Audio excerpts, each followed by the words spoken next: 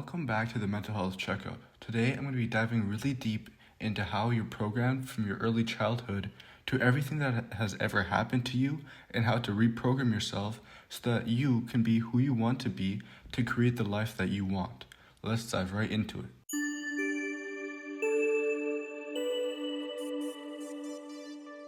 Our minds operate much like systems that rely on patterns, learned behaviors, and responses that shape how we function in the world. These patterns are very similar to softwares in that they guide actions and reactions, but they're not installed intentionally like on a computer.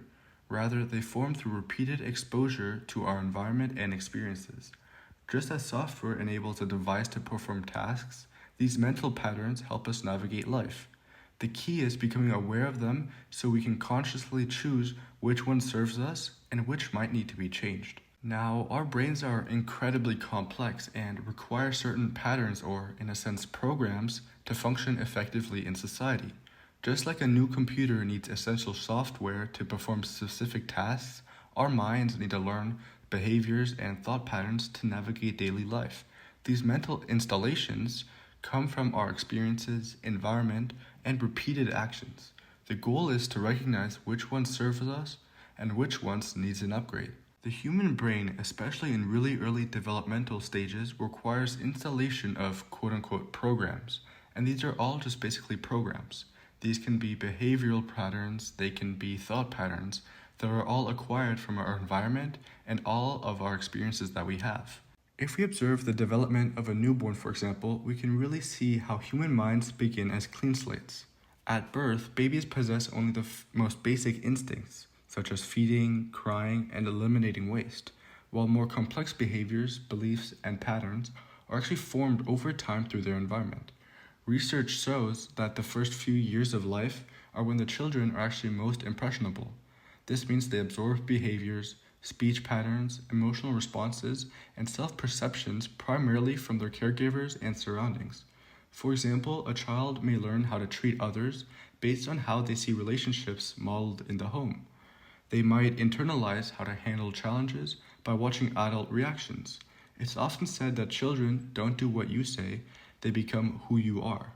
This highlights the immense responsibility of caregivers to model healthy behaviors, since children learn not just through instructions, but by observation and imitation.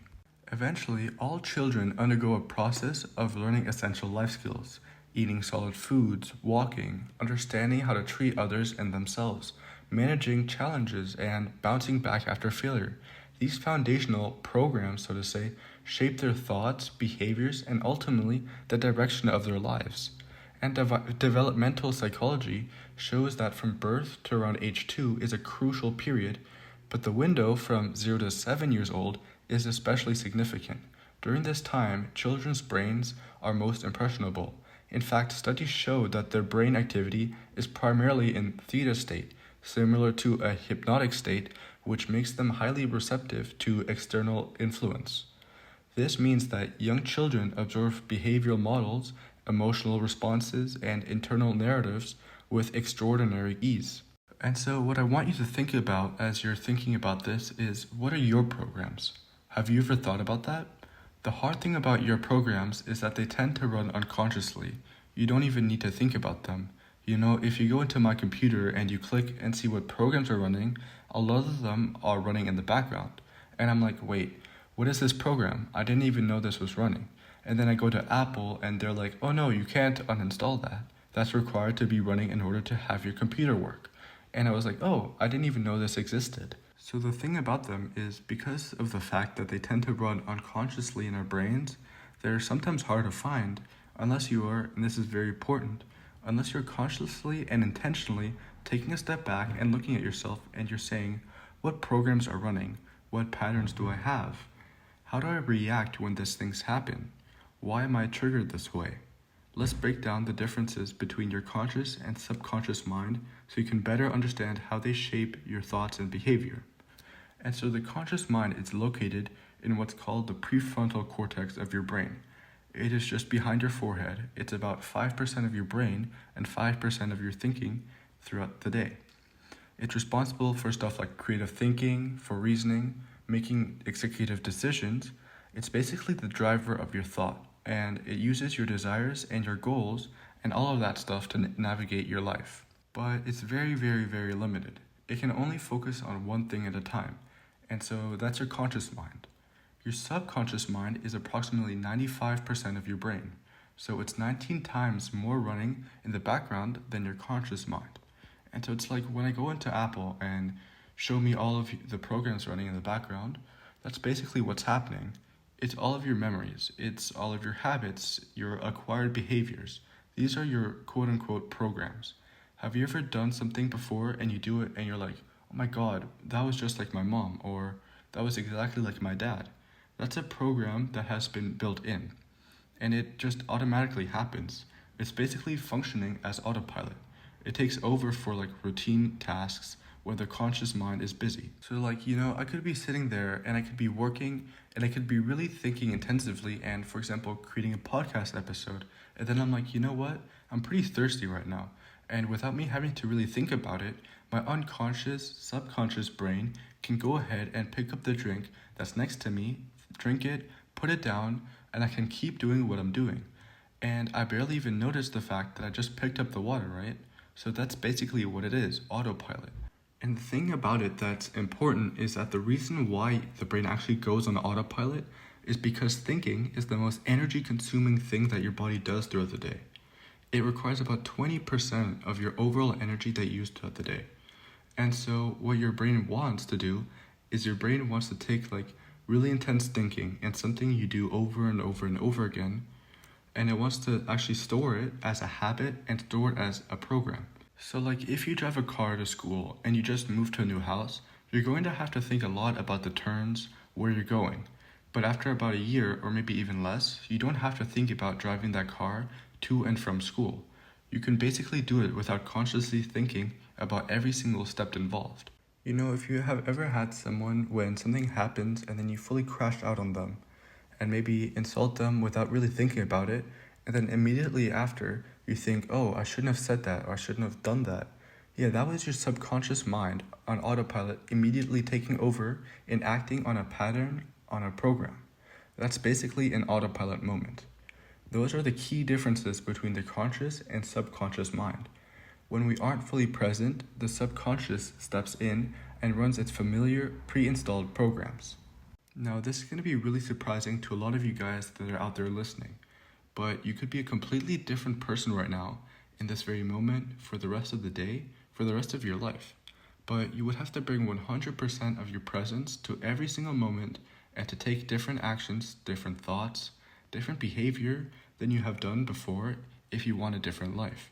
Otherwise, you're just going to go back onto autopilot, aka the programs, and those will take over.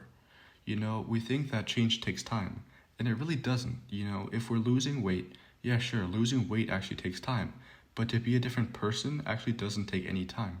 It can happen immediately, but what it requires is absolute full conscious attention, which is just frankly, it's really hard to do, and it's very time consuming. And so what we tend to do is we tend to work off of unconscious patterns, and then something happens. We're triggered, we do something, we maybe judge someone, and we're like, oh my god, I didn't want to do that. Well, that was just a program that has been built into us. And once again, we create the programs because it just saves a whole lot of energy for our brain. And so it's okay until we realize that those programs are not who you want to be. And it's getting in the way of maybe creating the life that you actually want. And as I said, many of these programs are actually installed. They're ingrained in early childhood. And you can actually consciously want a different life. You can consciously want to get better grades at school, all of that. But you can also unconsciously be self-sabotaging yourself, disempowering yourself, running a set of programs based off of limiting beliefs, unreasonable fears, thinking, I'm not good enough, I'm not smart enough, I'm unlovable, I don't deserve happiness, I don't deserve success, I don't deserve love. And so that's why you can actually consciously be like, I want to do this thing, but then you're constantly kicking yourself in the ass every single day. It's because you're fighting your subconscious mind versus unraveling the unconscious mind first. And there's so many different types of unconscious programming software. You can, like I said, you consciously want a better life, more money, success, happiness, all of those things. But if you have a subconscious programming that's in the way and you're not actively trying to work through that thing, it'll stop you completely. And the subconscious will actually hold you back every single time unless you start working through it, unless you want to become more aware, unless you actually start working through it. You know, you can consciously want to be happy, 5% of you consciously, but then 95% of you might have a program that was installed into you accidentally by a parent or a mentor, and 95% of you thinks that you don't deserve happiness, you're a bad person. Well, it's going to be really hard to be happy if 95% of you is in the background, is running a program of you don't deserve to be happy. And I've seen so many different types of fears and limiting beliefs and programming software.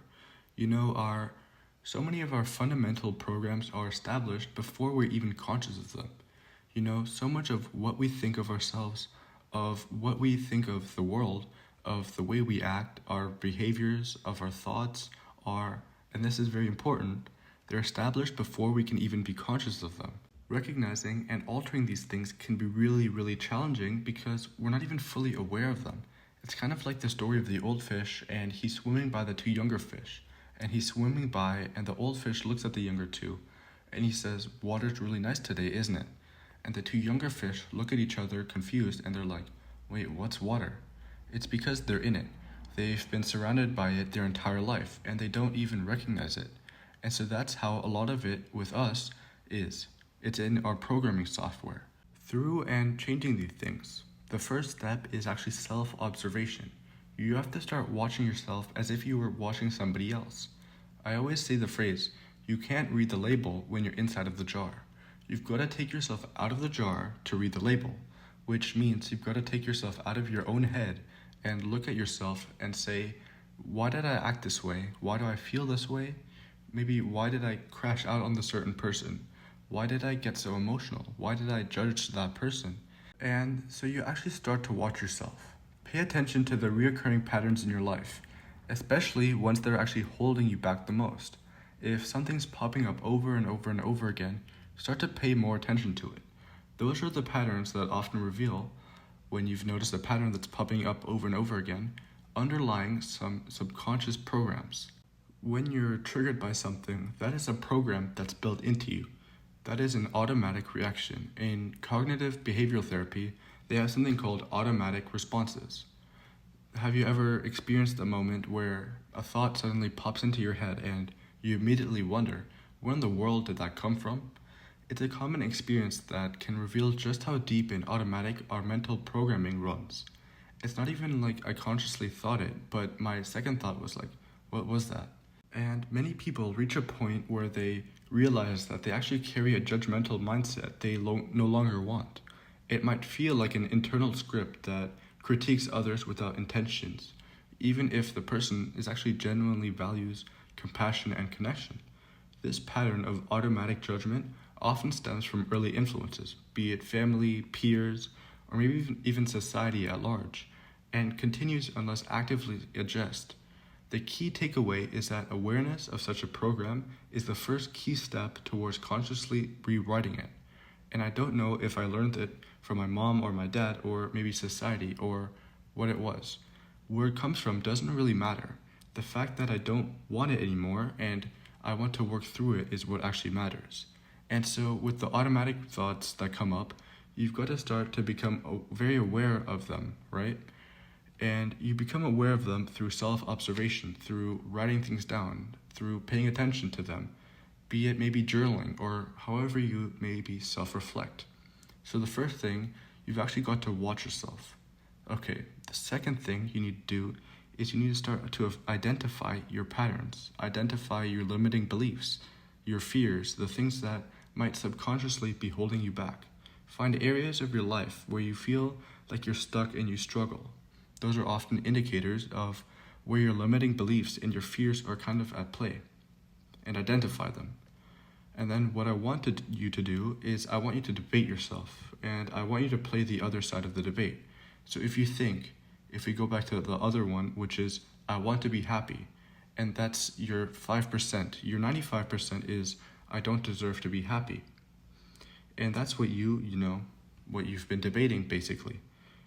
You've basically been on that side for your entire life. I don't deserve happiness. I'm a bad person. Now, I want you to go to the other side. I want you to actually debate yourself. And I want you to say, you know what? I actually do deserve happiness, and I'm not actually a bad person. And here's all the reasons why. And I want you to go and actually prove yourself wrong. Cognitive behavioral therapy offers a powerful tool. Question the validity of your thoughts. When you maybe uncover limiting beliefs or mental programs, challenge them. Ask yourself, is this really true? Each time you do, the belief starts to weaken. The more you question it, the more it crumbles. And the majority of the time, your thoughts are not correct. You think they are because you've been thinking of them for so long that you've actually started believing that they're actually true and actual fact. Majority of the time, though, they're not correct.